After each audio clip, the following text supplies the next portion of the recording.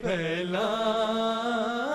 آ گئے، اے شمع دیکھ پھر تیرے پروانے آ گئے، بندھن تمام توڑ کے دیوانے آ گئے، ان کے گھروں کا آپ محافظ ہو اے خدا، ان کے گھروں کا آپ محافظ ہو اے خدا، تیرے سپرد کر کے، تیرے سپرد کر کے یہ کاشان آ گئے، تیرے سپرد کر کے یہ کاشان آ گئے، اے شمع دیکھ پھر تیرے پروانے آ گئے، بندھن تمام توڑ کے دیوانے آ گئے، اے شمع دیکھ پھر تیرے پروانے آ گئے،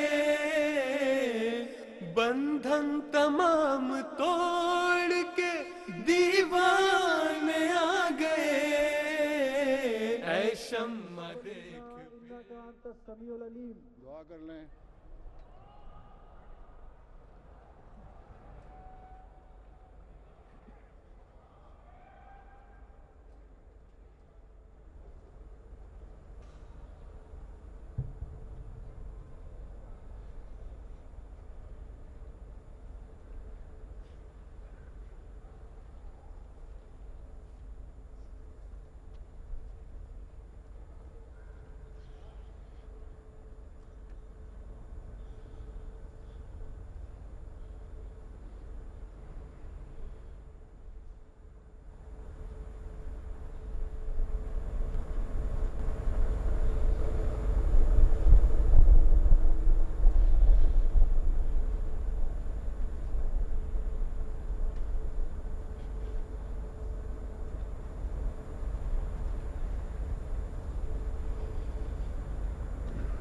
آمین۔ صلی علی نبینا، صلی علی محمد، صلی علی حبیبنا، صلی علی محمد، صلی علی نبینا۔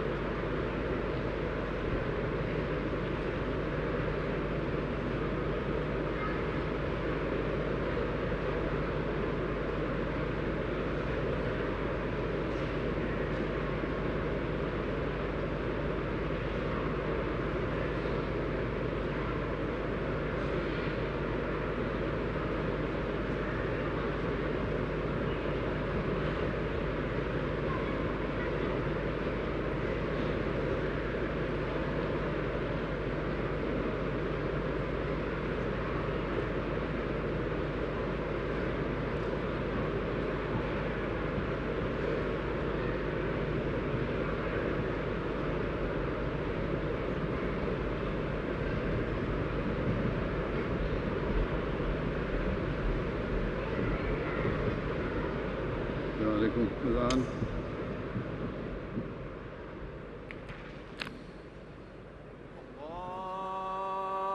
الله أكبر الله أكبر الله أكبر الله أكبر أشهد أن لا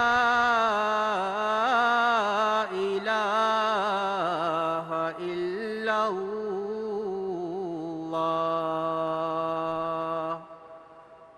أشهد أن لا إله إلا الله أشهد أن محمدًا رسول الله أشهد أن محمدًا رسول الله حي على الصلاة حي على الصلاة حي على الفلاح حي على الفلاح الله أكبر الله أكبر لا إله إلا الله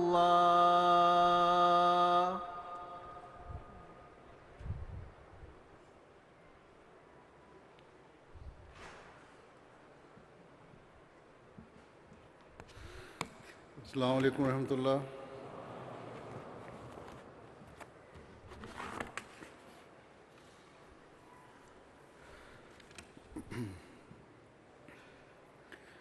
أشهد أن لا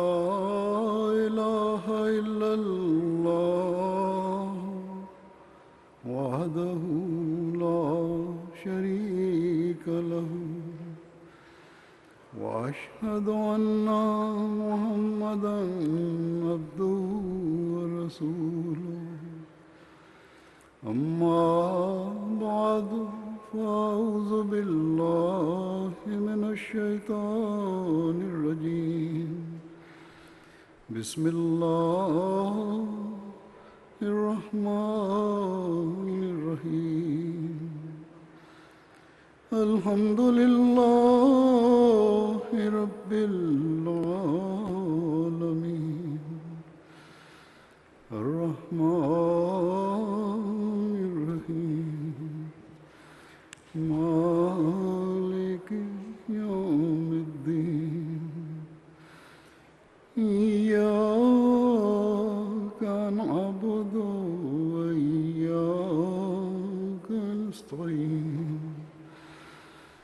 اهدنا الصراط المستقيم صراط الذين أنعمت عليهم غير المغضوب عليهم ولا الضالين.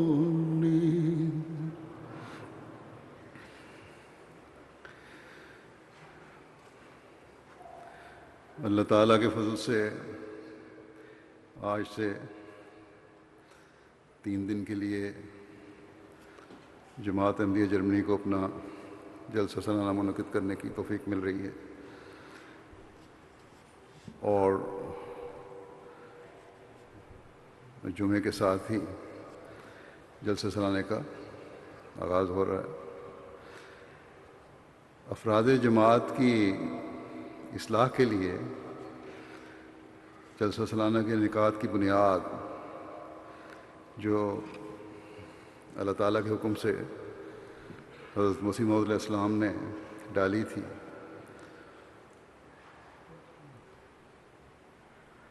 اس پہلے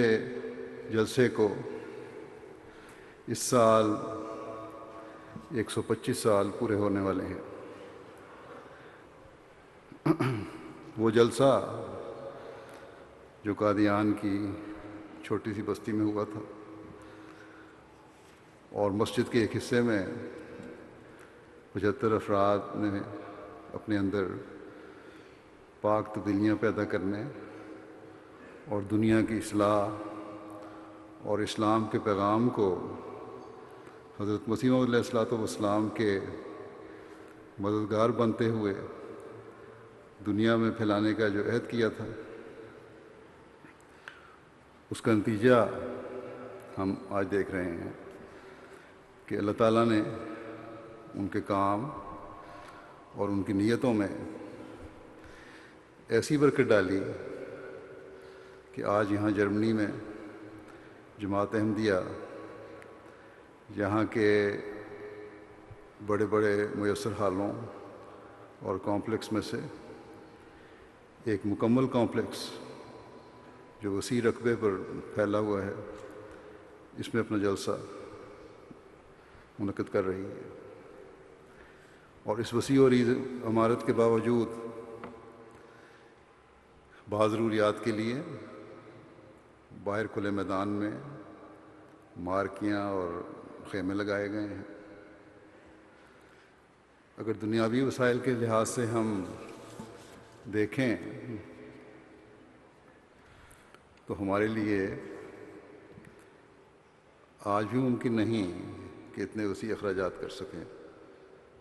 لیکن اللہ تعالیٰ جماعت کے پیسے میں برکت ڈالتا ہے،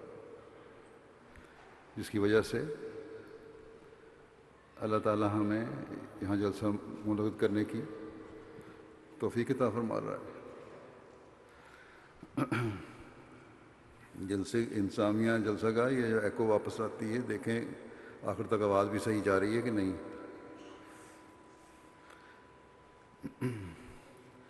جیسا کہ میں نے کہا، حضرت مسیح موعود علیہ السلام نے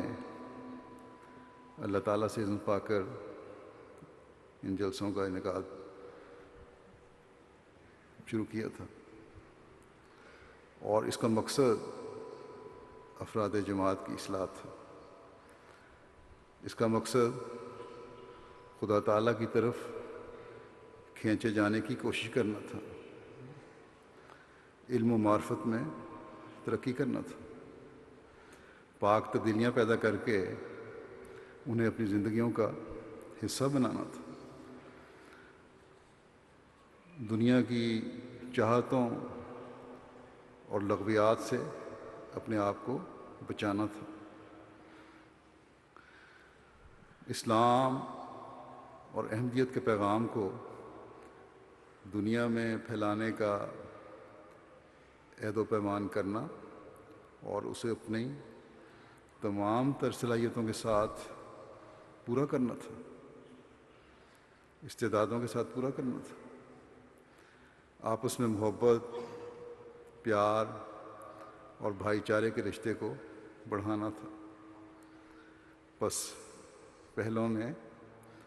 اس کام کو خوب نبھایا۔ قادیان کی چھوٹی سی بستی کے جلسوں میں اللہ تعالیٰ نے اتنی برکت ڈالی کہ آج اس نہج پر دنیا کے تقریباً تمام ممالک میں جہاں جہاں جماعتیں قائم ہیں جلسے منعقد ہو رہے ہیں، اور ان جلسوں کا بھی وہی مقصد ہے جو قادیان کے جلسے کا حضرت مسیح موعود علیہ السلام نے بیان فرمایا تھا، اور جس کا میں نے مختصراً ابھی ذکر کیا ہے۔ بس اگر تو ہم اس مقصد کے لیے آج یہاں جمع ہوئے ہیں تو ہم خوش قسمت ہیں کہ اللہ تعالیٰ کے فضلوں کے وارث بنیں گے۔ اگر کسی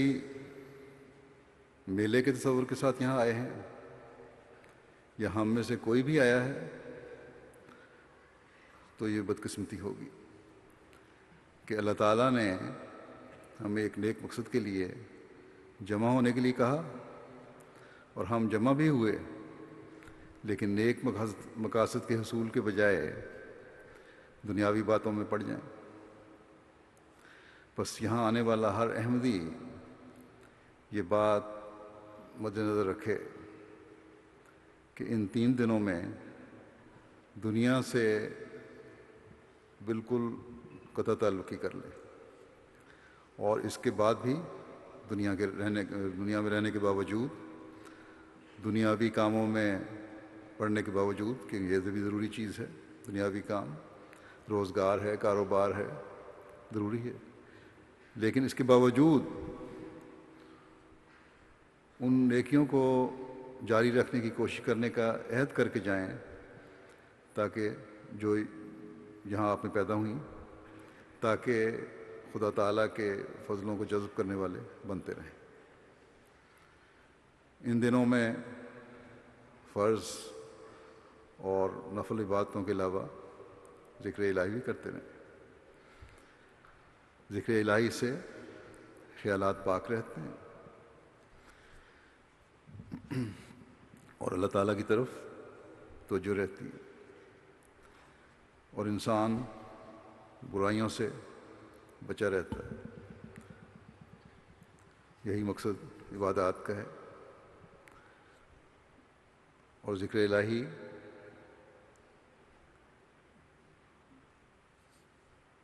لازمی عبادات کی طرف بھی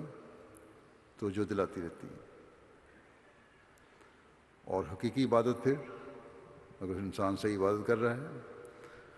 تو پھر اس کی وجہ سے ذکر الہی کی طرف توجہ رہتی ہے۔ بس اس بات کو ہر ایک کو یاد رکھنا چاہیے۔ اللہ تعالیٰ نے اسلام میں عبادت کا ایک رکن رکھا ہے جو ہر حالت میں ہر مسلمان پر تو فرض نہیں ہے، لیکن اس کے باوجود لاکھوں مسلمان ہر سال اس فریضے کو سر انجام دیتے ہیں، یعنی حج بیت اللہ کا فریضہ۔ چند دن تک انشاءاللہ تعالیٰ یہ فریضہ انجام دیا جائے گا۔ حج کی عبادت کی طرف جہاں اللہ تعالیٰ نے توجہ دلا کر مسلمانوں کو یہ کہا کہ اپنی تمام تر توجہات ان دنوں میں اللہ تعالیٰ کی طرف رکھو، کہ اس کے بغیر حج کا مقصد پورا نہیں ہوتا، وہاں اس طرف بھی توجہ دلائی کہ مجمع کی وجہ سے، ایک جگہ جمع ہونے کی وجہ سے بعض برائیاں بھی پیدا ہو جاتی ہیں، باوجود اس کے کہ حج کے ماحول کی وجہ سے ہر حج کرنے والے سے یہی توقع رکھی جاتی ہے کہ اس کو اس پاکیزہ ماحول کی وجہ سے کسی اور بات کا خیال نہیں آ سکتا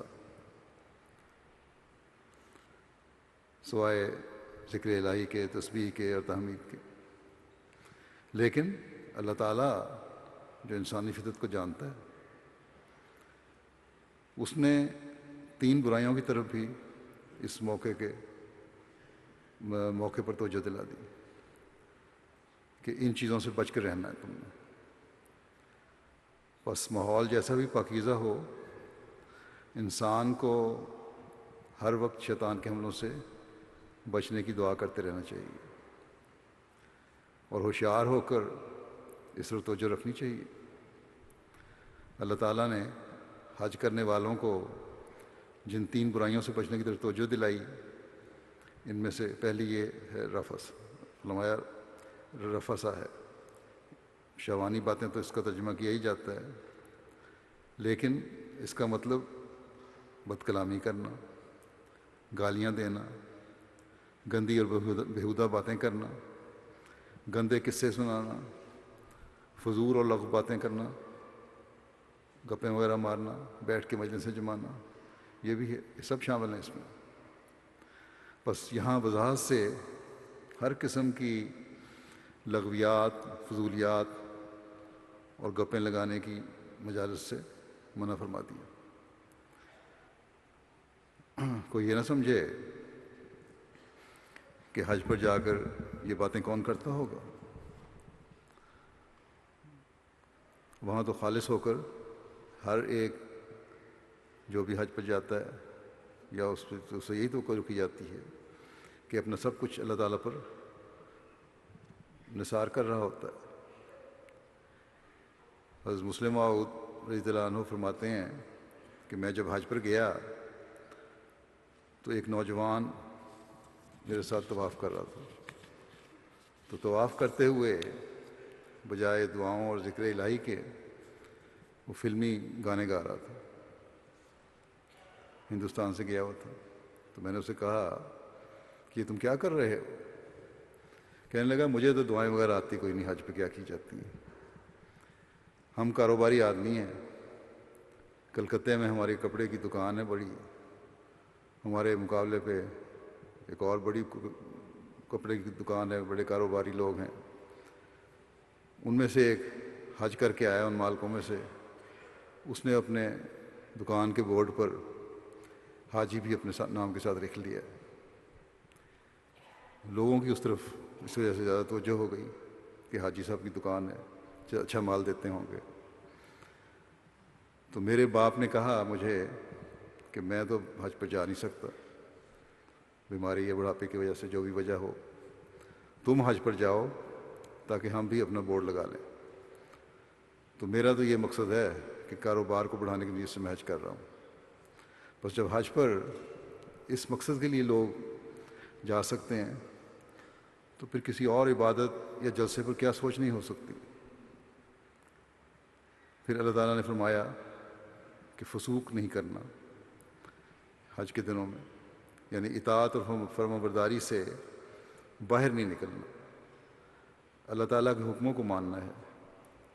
نیکی کے راستے سے جو نیکی کا راستہ تم نے اختیار کیا ہے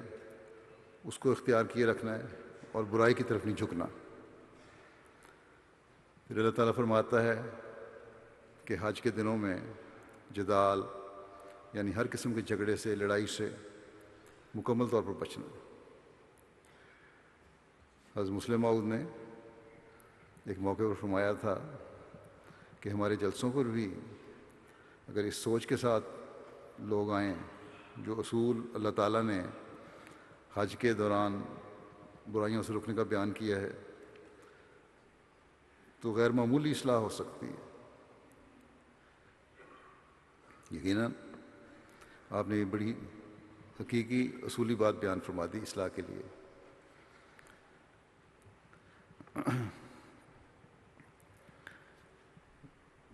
یہ نہیں ہم کہتے کہ جلسے کا مقام خدا نخواستہ حج کا مقام ہے، یہ اب جیسے بعض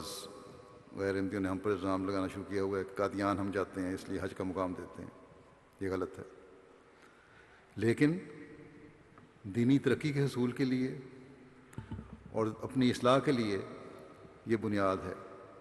جو اللہ تعالیٰ نے ایک بیان فرما دی، جہاں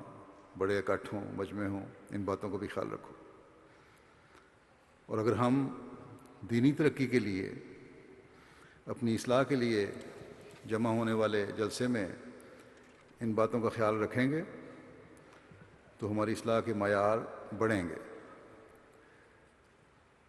جلسہ ایک عبادت تو نہیں لیکن ٹریننگ کیمپ ضرور ہے جو روحانیت میں ترقی کے لیے جاری کیا گیا ہے۔ اس میں ہم اگر بد کلامی، گالیاں دینے، گندی اور بیہودہ باتیں کرنے، قصے سنانے اور کے کام کریں گے تو مقصد نہیں پورا ہو سکتا۔ بس اس میں ہمیں ان سب چیزوں سے بچنا ہے۔ اگر ہم لغو ان باتوں سے بچیں گے اور لغو گفتگو سے بچیں گے تو یقیناً ایک پرسکون اور پرامن اور نیکیاں بکھیرنے والا ماحول پیدا ہوگا اور جلسے کا مقصد پورا ہوگا۔ پھر فسوق جو اللہ تعالیٰ سے کی اطاعت سے باہر نکلنے کا گناہ ہے، اس سے بچنا ہے۔ یہ ضروری چیز ہے کہ ہم کامل طور پر جب دینی مقصد کے لیے آئے ہیں تو اللہ تعالیٰ کی اطاعت کا جوا اپنی گردن پر ہمیشہ ڈالے رکھیں۔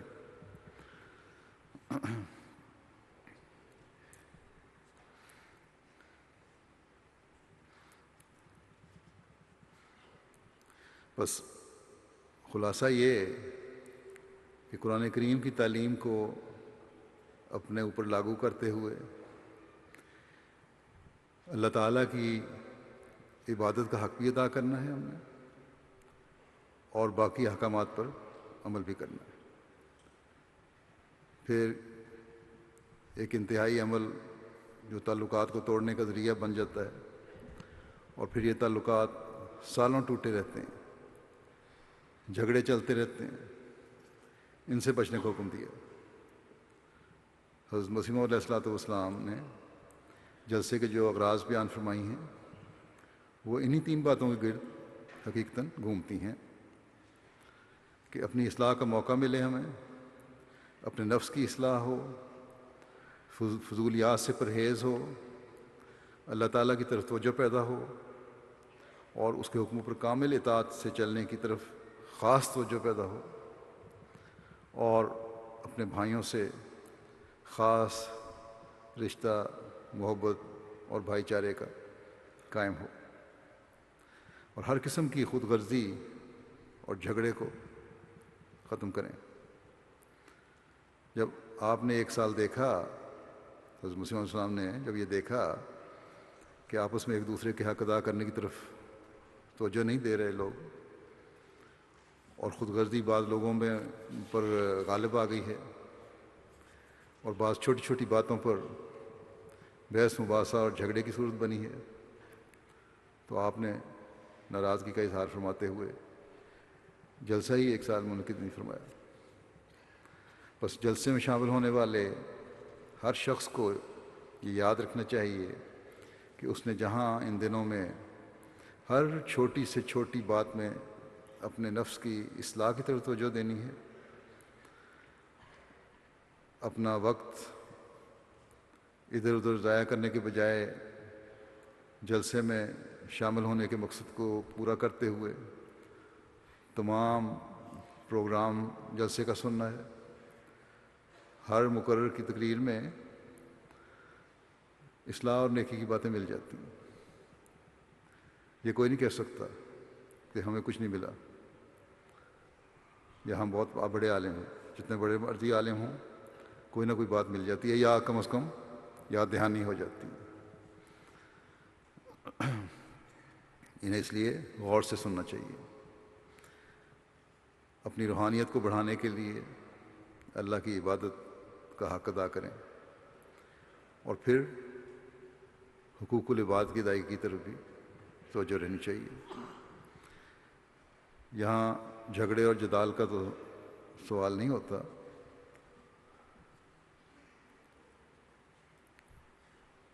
اس جلسے سے حقیقی فیض پانے کے لیے جھگڑے اور جدال کا سوال نہیں کہ جھگڑا ہوتا ہے یا نہیں ہوتا۔ جلسے کے حقیقی فیض پانے کے لیے اور حضرت مسیح علیہ السلام کی دعاؤں کا وارث بننے کے لیے جن کے جھگڑے چل رہے ہیں پرانے، یہ نہیں کہ یہاں جا کے جھگڑے کریں، جن کے پرانے جھگڑے چل رہے ہیں ان کو بھی ایک دوسرے سے آگے بڑھ کر صلح کر کے ان کو ختم کرنا چاہیے۔ اپنی انانیت کو ختم کریں۔ مجھے علم ہے کہ ہر سال جلسے پر بعض پرانی باتوں کی وجہ سے بدمزگیاں لوگوں میں پیدا ہو جاتی ہیں، بعض خاندانوں میں، بعض لوگوں میں، اور بعض لوگ آپس میں لڑ بھی پڑتے ہیں۔ جلسے پر ہر ایک یہاں آیا ہوتا ہے، 2 ناراض گروہوں کا یا لوگوں کا آمنا سامنا ہو جاتا ہے۔ یہاں تو ہر احمدی نے آنا ہے، اس لیے یہ نہیں ہم کہہ سکتے کہ وہ کیوں جلسے پر آیا اور وہ کیوں نہیں آیا۔ ناراض لوگوں میں، عورتوں میں بھی اور مردوں میں بھی، ایک دوسرے کو دیکھ کر جب اس طرح جن کی ناراضگیاں پرانی چل رہی ہوں، جب ایک دوسرے کو دیکھتے ہیں تو تیوریاں چڑھنی شروع ہو جاتی ہیں، ماتھے پر بل پڑنے شروع ہو جاتے ہیں۔ پھر بعض لوگ دور سے ہی یا چلتے چلتے کوئی نہ کوئی طنزیہ فکرہ کہہ جاتے ہیں، اور اظہار یہ ہوتا ہے کہ جس طرح ہم نے ان کو نہیں کہا بلکہ ویسی بات کی، حالانکہ حقیقت میں وہ چڑھانے کے لیے یا جان بوجھ کر کہا جاتا ہے۔ اور دوسرا فریق جو پہلے ہی دل میں پہ چتاب کھا رہا ہوتا ہے، وہ بھی غصے میں کچھ کہہ دیتا ہے، گویا ایک لغو حرکت سے پھر اللہ تعالیٰ کی اطاعت سے باہر نکلتے ہیں، اور پھر لڑائی تک بعض دفعہ نوبت آ جاتی ہے۔ اگر کسی کو اپنے جذبات پر کنٹرول نہیں ہے تو بہتر ہے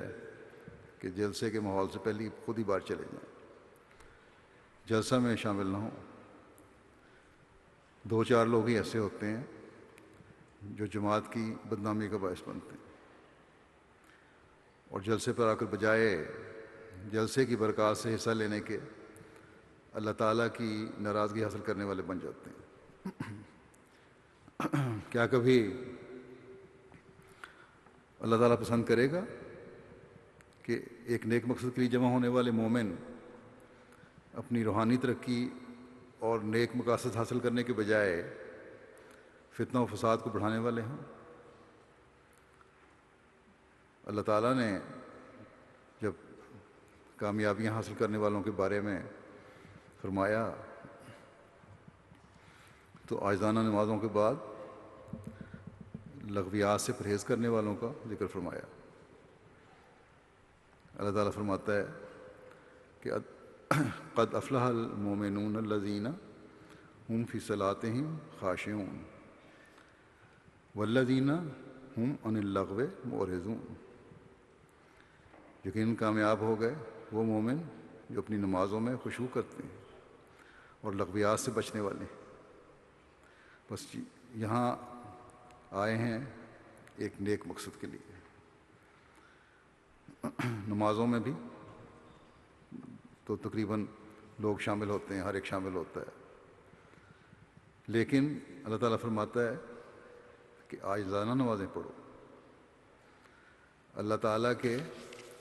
کامل فرمانبردار بنتے ہوئے نمازیں پڑھو، ظاہری نمازیں نہ ہوں۔ با جماعت نمازوں کا ایک مقصد یہ بھی ہے کہ جہاں کہ ایک وحدت پیدا ہو، ایک جسم بن کر اللہ تعالیٰ کے حضور حاضر ہوں، اور اسی طرح ایک دوسرے کی روحانیت اور نیکی بھی ایک دوسرے میں سرایت کرے اور جذب ہو۔ بس جو عاجزانہ نمازیں پڑھ رہے ہوں گے، خالص ہو کر اللہ تعالیٰ کے آگے جھک رہے ہوں گے، ان کا اثر کم درجے والوں پر بھی پڑے گا جو ساتھ کھڑے ہوں گے، لیکن اثر وہی پڑے گا جیسے کہ اللہ تعالیٰ نے فرما دیا کہ اللہ تعالیٰ کی کامل اطاعت کرتے ہوئے نمازیں پڑھی جا رہی ہوں گی، عاجزی ہوگی، تب یہ باتیں ہوں گی۔ کئی لوگ مجھے لکھتے بھی ہیں کہ جلسے کے دنوں میں خشوع و خضوع کی نمازوں کا انہیں بہت مزہ ملتا ہے، تو اس مزے کو حاصل کرنے کی ہر ایک کو کوشش کرنی چاہیے تاکہ ان مومنین میں شامل ہونے والے بن جائیں جو فلاح پانے والے ہیں، جو کامیاب ہیں۔ لیکن اللہ تعالیٰ نے فلاح پانے والوں اور کامیاب ہونے والوں کے لیے مختلف ذریعے بنائے ہیں، کہ ان ذریعوں کے اپنانے سے حقیقی اور مکمل کامیابی ملتی ہے۔ اس میں جیسا کہ جو آیات میں نے پڑھی ہیں ان سے ظاہر ہے کہ دوسرا ذریعہ اللہ تعالیٰ نے لغو سے اعراض کا فرمایا ہے۔ بس اس طرف بھی ہر احمدی کو جلسے کے دنوں میں بھی اور بعد میں بھی خاص توجہ دینی چاہیے۔ حضرت خلیفۃ المسیح اول نے فرمایا اس کی تشریح کرتے ہوئے اللغو کی کہ اس میں تمام چیزیں آ جاتی ہیں، یعنی ہر قسم کا جھوٹ، ہر قسم کے گناہ، تاش، جوا، گپیں مارنا، نکتہ چینیاں کرنا، یہ سب چیزیں اس میں شامل ہیں۔ تاش جوئے کی مثال آپ نے دی ہے، اس سے مجھے واٹس ایپ پر بیچی ہوئی ایک تصویر یاد آ گئی۔ بعض لوگوں پر تو نیک ماحول اور نیک اور مقدس مقامات کا بھی کوئی اثر نہیں ہوتا۔ ایک حج پر جانے والے کا تو میں نے ذکر کیا ہے، اس کی مثال دی ہے۔ جس تصویر کا میں ذکر کر رہا ہوں وہ مسجد میں اعتکاف بیٹھنے والوں کی تصویر تھی، جس میں ایسے لوگ بھی تھے، کچھ لوگ قرآن کریم پڑھ رہے یا کچھ کتابیں پڑھ رہے ہوں گے، حدیث وغیرہ جو بھی پڑھ رہے تھے، لیکن کچھ ایسے بھی تھے کہ مسجد میں بیٹھے ہوئے ہیں، مسجد کا ماحول صاف نظر آ رہا ہے اور وہاں تاش کھیل رہے تھے۔ لکھنے والے نے تو اس پہ کمنٹ اپنا یہ بھی لکھا ہوا ہے کہ مسجد نبوی میں بیٹھے ہوئے ہیں یہ لوگ۔ تو یہ حال ہے بعض لوگوں کی،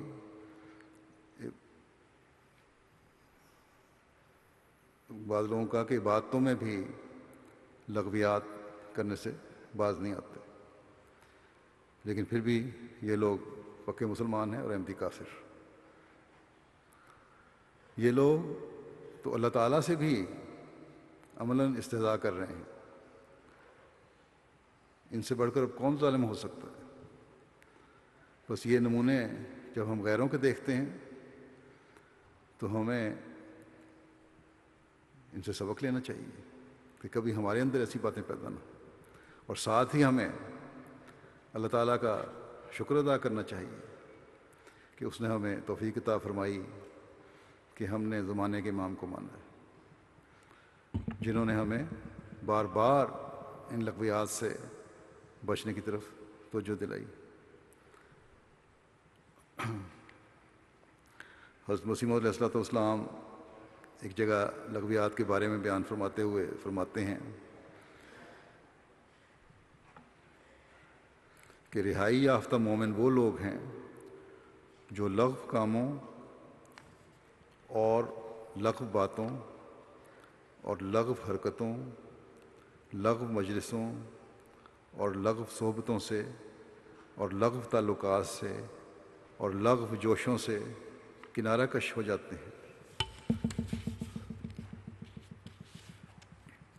حضرت مسیح موعود علیہ السلام نے تمام لغویات کی نشاندہی فرما دی۔ اب جتنی باتوں کا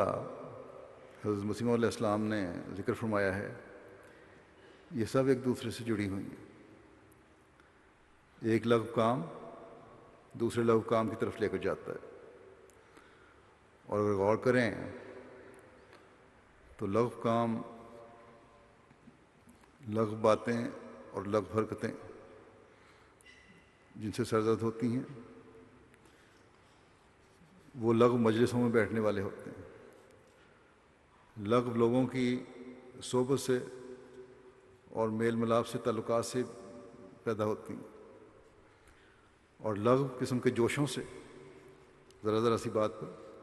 جوش میں آ جانا اور غصے میں آ جانا، ان سے ہی پیدا ہوتی ہیں۔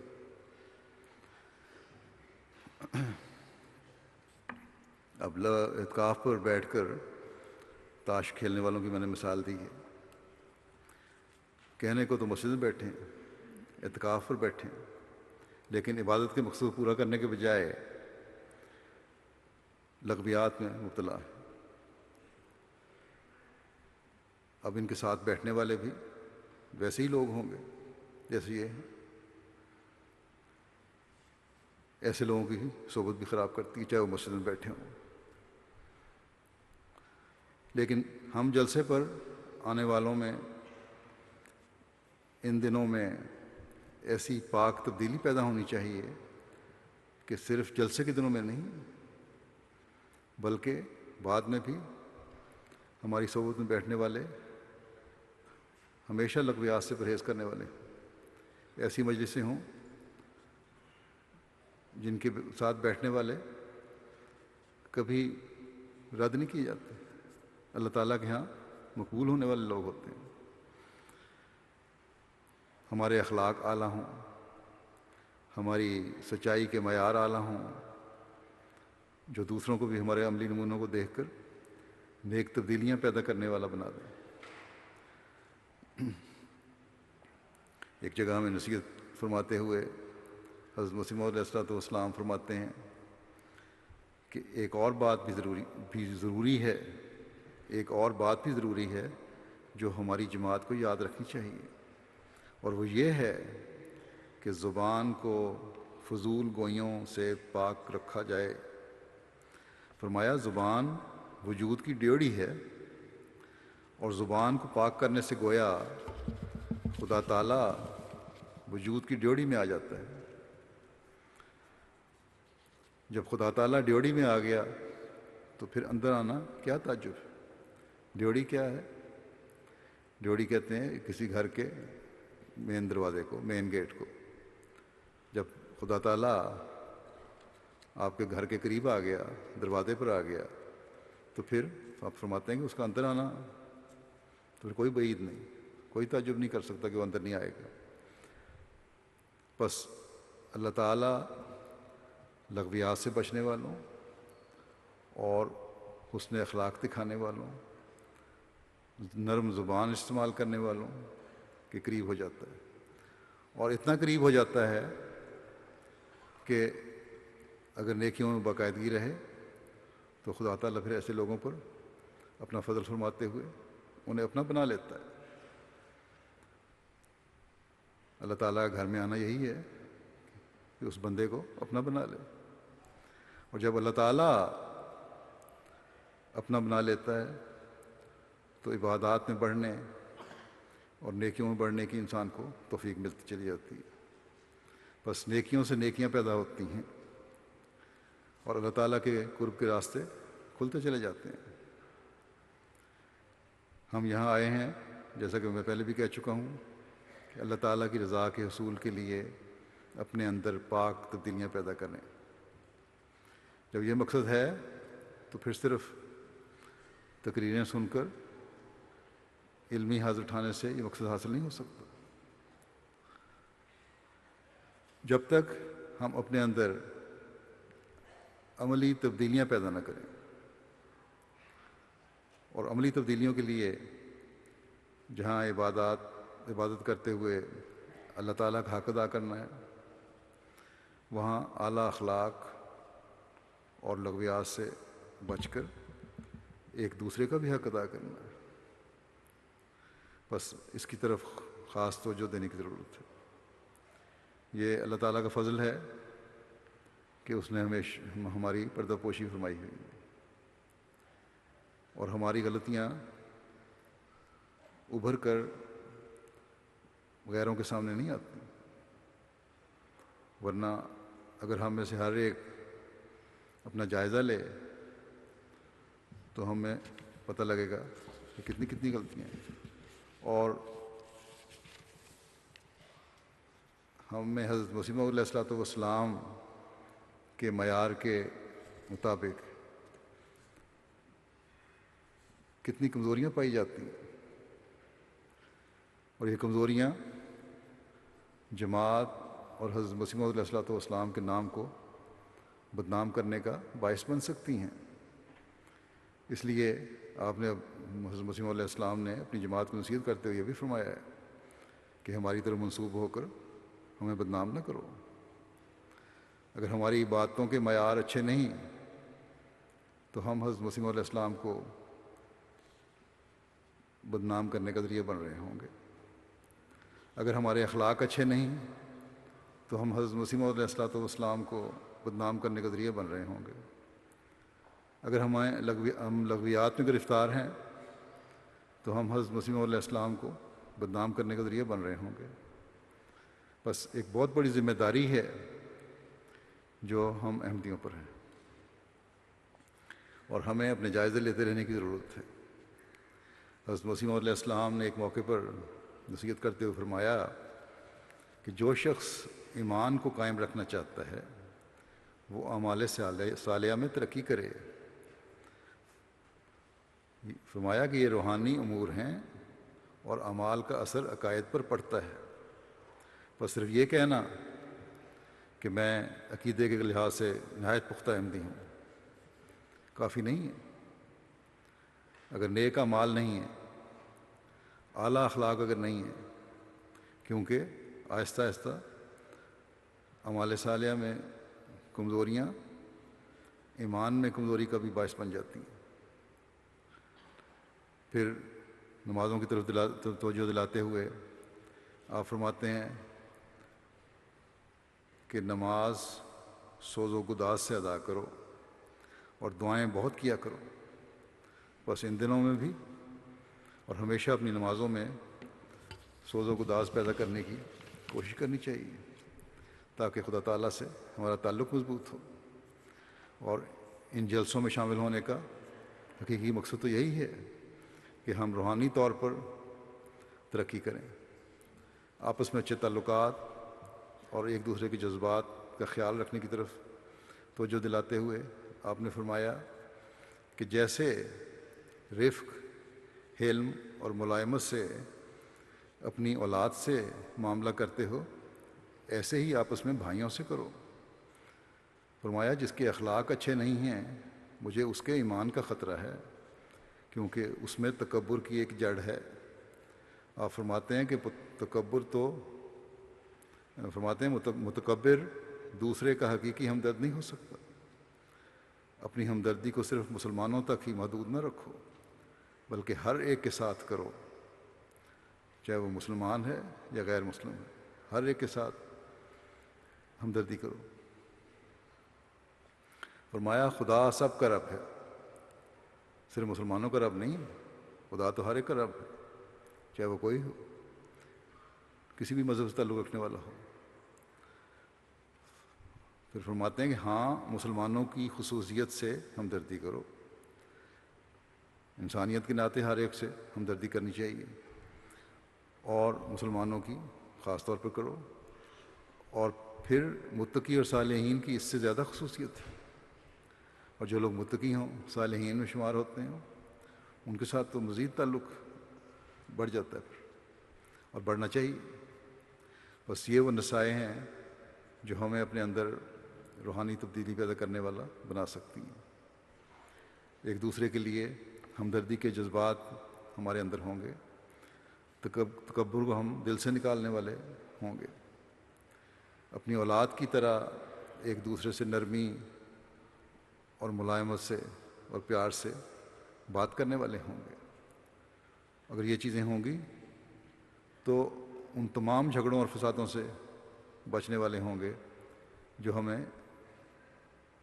بسا اوقات ابتلا میں ڈال جاتے ہیں۔ اور جیسا کہ میں نے کہا یہاں جلسے پر بھی ایسے اظہار ہو جاتے ہیں۔ اور پھر میں کہوں گا کہ ہمارا یہاں جمع ہونے کا مقصد اپنی روحانی اور عملی حالت کو ترقی دینا ہے، اور یہ مقصد ہم اس وقت پورا کر سکتے ہیں کہ ایک کوشش سے اللہ تعالیٰ اور اس کے بندوں کے حقوق ادا کرنے کی طرف توجہ دینے والے ہیں۔ بس ان دنوں میں بہت توجہ سے اس بات کا خیال رکھیں،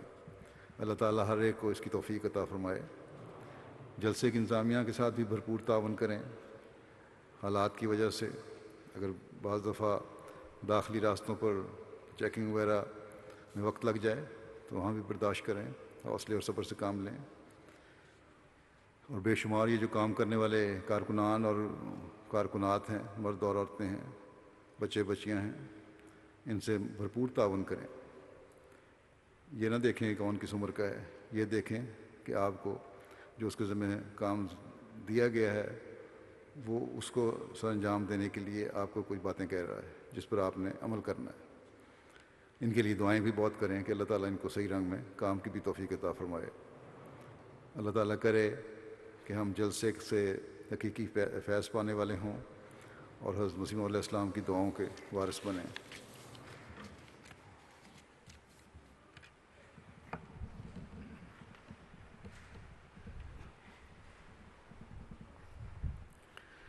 الحمد لله نحمده ونستعينه ونستغفره ونؤمن به ونتوكل عليه ونعوذ بالله من شرور أنفسنا ومن سيئات أعمالنا من يهده الله فلا مضل له ومن يضلل فلا هادي له ونشهد أن لا إله إلا الله ونشهد أن محمدا عبده ورسوله عباد الله رحمكم الله إن الله يأمر بالعدل والإحسان وإيتاء ذي القربى وينهى عن الفحشاء والمنكر والبغي يعظكم لعلكم تذكرون اذكروا الله يذكركم وادعوه يستجب لكم ولذكر الله